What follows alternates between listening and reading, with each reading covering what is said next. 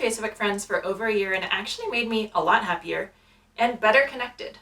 Sounds counterintuitive, right? I'm Kara from Health, Home, and Happiness, and I'm so glad that you're here. I'm going to talk about my experience of not using a personal Facebook in my life and what I've learned from taking a year off of that. First of all, the reason that I did this is I found I was not having good feelings about my friends when I was scrolling through Facebook. It's like people that I otherwise liked, like seeing the politics, seeing the rants, seeing the like over idealized perfect view of life that they kept posting over and over again. It did nothing for making better connection with those people. That was kind of my tipping point of why I wanted to get rid of Facebook and delete it from my life for a period of time. I found that by doing this, my shallow relationships, like the relationships where the people who a lot of times were always liking and commenting on my posts, they either deepened and these people learned more about me, I learned more about them, and we had more than just superficial things to talk about now, or they completely went away. And for me, if I'm going to invest in a friendship, if I'm going to invest my time and energy somewhere, I really like those deep, really good, loyal friendships more than just getting likes from someone on Facebook. I don't find that to be a very quality interaction, and I don't think most of you do either. Another thing that I found from taking a break on Facebook is it helped me be way more present in the moment. I wasn't ever focused on getting the right picture for social media. I wasn't focused on checking in. I wasn't focused on uploading what we were doing or feeling like that was a good way to update anyone.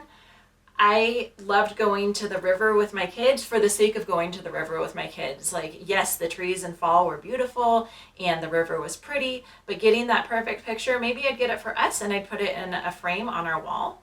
But it stopped the whole feeling the need to document every single thing we did, almost like as a way that I felt like I had to prove it to far off family that I was active with my kids by putting it on social media. So I was really thankful that I was able to be more present at the pumpkin patch, more present at the hay maze and the river and all of the fun things that I do with my kids, because the thought didn't even enter my mind that I should take a picture of this for social media and I should make sure that this is in it or this isn't in it because this will bother someone and someone likes this. It was all about me and the kids who were right in front of me, which brings me to my next point is it helped me to focus on what was right in front of me. So focus on getting to know my neighbors better and not so focused on what some distant cousin was saying about my political views or their own political views.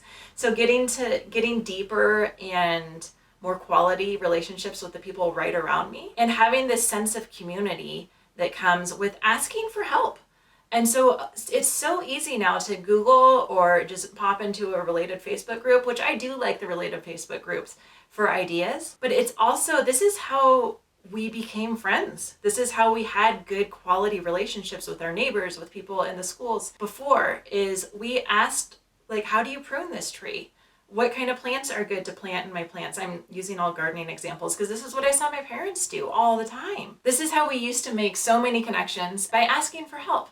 And so yes, we can Google stuff. Yes, we can probably crowdsource information on Facebook, but finding out what your neighbor thought of the new restaurant that went in down the street, that's going to be more valuable. It's hard to put like a number on it or explain exactly what it is, but getting that review and that conversation with your neighbor is like, it's just so much more valuable emotionally and community-wise than looking up that new restaurant's Facebook page and seeing the reviews on there or going on Yelp or anything like that. So that really just helped me to connect better to my community. And for me, I needed to get off completely. That's why I just went through my friends list and one by one removed all of my friends. Then I could still use my business page because I chose to stay on that for business. But without having my friends on my Facebook feed feeling like they knew me because they saw what I was posting on Facebook, I found that relationships with my family and relationships with my friends did go deeper because we needed to communicate on the phone or we needed to communicate in person instead of just seeing what I've been up to and checking that box off there. Ultimately, after a year, and I felt like I had really kicked that addiction, I did end up going back on Facebook. I still choose not to keep it on my phone, and I really just I don't care. I don't hardly post at all. I make an effort to actually not read what most people post because what's posted on social media lacks all the nuance and the empathy of conversation in real time with real people.